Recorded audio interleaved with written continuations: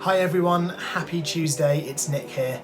Welcome to our second video looking at Holy Week, the week leading up to Easter, through stories that we can find in Matthew's Gospel. So yesterday we looked at when Jesus went in and cleared the temple, and today we're going to look what happened when he was teaching on the Mount of Olives, and you can find it in Matthew chapter 24. Verse 3. As Jesus was sitting on the Mount of Olives, the disciples came to him privately. "Tell us," they said, "when will this happen? What will be the sign of your coming and the end of the age?"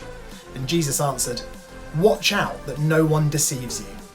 For many will come in my name, claiming I am the Messiah, and they will deceive many. You will hear of wars and rumours of wars, but see to it that you are not alarmed." You know, the rest of that chapter that I just read from is Jesus warning his disciples not to be tricked, fooled, deceived by those people who claim to know when Jesus is going to come back, or claim to do miracles in his name, or claim to know more about the kingdom of heaven on earth than Jesus does. And what I want us to learn from that today is that I think it's really difficult for us sometimes to know what is from God, what isn't, what's the right thing to do, what's the wrong thing to do.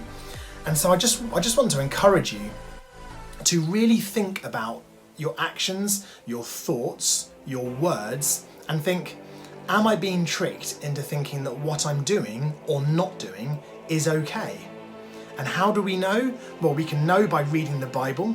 That will tell us what things are of God and what things aren't. We know that Jesus came to bring life, and so are your actions bringing life to a situation, or are they bringing death to a situation? And sometimes it can be really hard to figure that out. We might think that not reading our Bible and playing on a computer game is okay because everyone does it.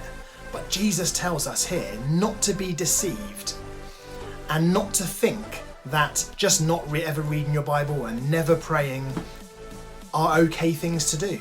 It's really tricky, but my hope and my prayer is that you will spend some time listening to Jesus and knowing what things are of Jesus, and that you won't be tricked, fooled and deceived into doing anything that isn't of him. So for today's activity, I want you to try some magic eye images. At the end of this video, there's going to be a few images on the screen, and to begin with, they might just look like pretty patterns. But if you can make your eyes go cross-eyed and kind of look through the picture, then the great thing about it is that there's another image hidden inside. If you're struggling with it, ask your parents to help you. But the idea is that just as we heard as Jesus asked us not to be deceived, I don't want you to be deceived by these images, and persevere and find out the truth and see what the image really holds. And we'll see you tomorrow for another thought.